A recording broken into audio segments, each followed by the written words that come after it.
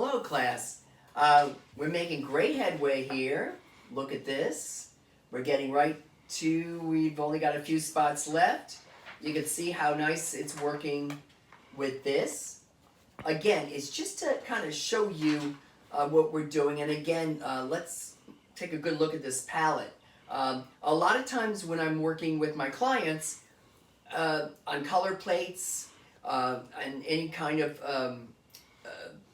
paint thing that they're working on and certain colors they want me to mix, a lot of times I'll label them. So I know that this is gold 1, this is gold 2, this is gold 0. Because you can see there's 3 different tones here, and these 2 especially look almost exactly alike until you paint them, okay? So what I'm going to do next is, I've got the whites already painted in, but I've got this almost oyster color, and what I'm going to do on that is just, again, I'm going to get my white here, and then I'm going to mix a little bit of this kind of burnt umber kind of color, just nothing. I mean, you can see here, it's just a hit of that color, okay? Also, if you think you got too much of it, just automatically rinse it out. I'm going to hit it with just a little bit of this yellow. I'm going to hit the white in here again. So I'm getting this nice kind of neutral, know-nothing color.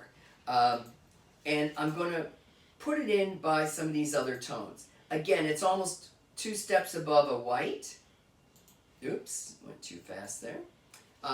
But you can see now, it just gives a hint of this kind of tone in here. Now, mine's a little on the pink side, so right away, I've got my black that I've been, actually I haven't used it yet, but I'm going to just tip that just a little and just get rid of that kind of, almost that kind of sweetness that was in that, see? And you can see already where this was definitely a touch more peach, that little bit of black really knocked it down. And so I'm painting this right in here again. I'm going to give a little bit over here. I'm going to weigh this whole color plate down a little by actually using black. There's enough of it in here with the outlines and everything. There's enough in it with the outlines, so I feel confident to go ahead and paint a couple of triangles in here to give it a little bit of gusto. Now remember, on any of these palettes, and this is up to you, here we go, on any of these palettes, you're more than welcome at the end to take like a black magic marker or a heavy pen and draw those lines in, okay? Because of course you have to wait until it's completely dry. It just, if that's the look you want. I'm probably not going to do that because if anything I'm just going to go back with my paints and just tighten up the lines a little. But this black actually is a nice addition to this. It really gives a nice addition to this, and it gives it a little bit more weight, okay? So I'm actually glad I mixed that color. Remember,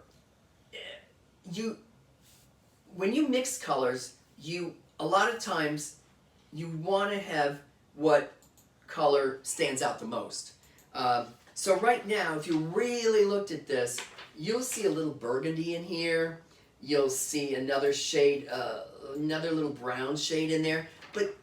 But as far as this goes, they're not prevalent enough for me to make a spot for them, because depending on what techniques you're using or how you're going to print this, digital is different, but if you were to hand screen this, remember every screen, every color is a screen.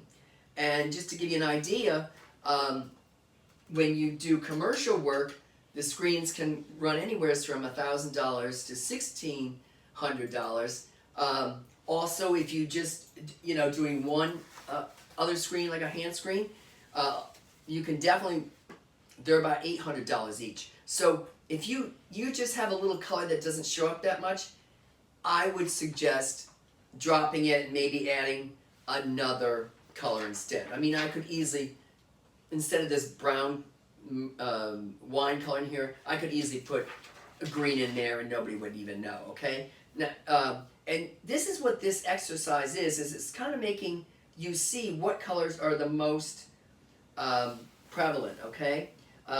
Again, there is quite a bit of green in here, so I'm going back and mixing up my triangles with some more green.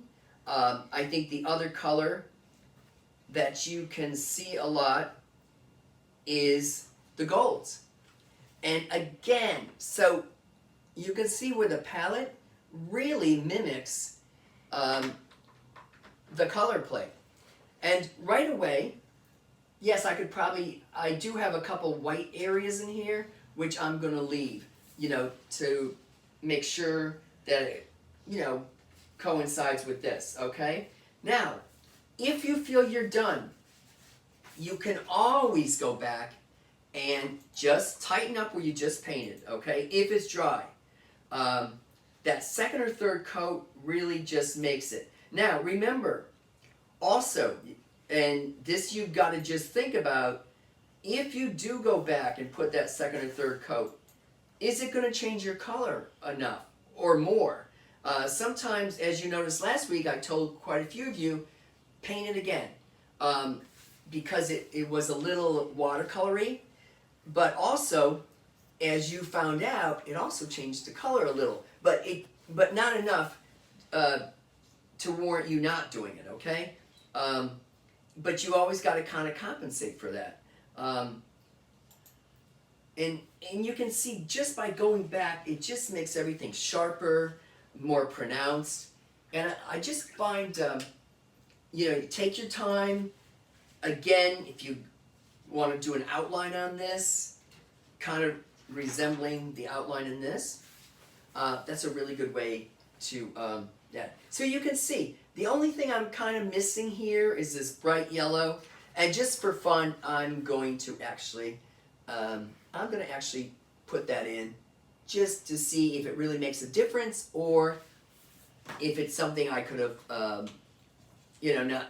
not bothered with. So I'm actually going to paint over one of my white spaces.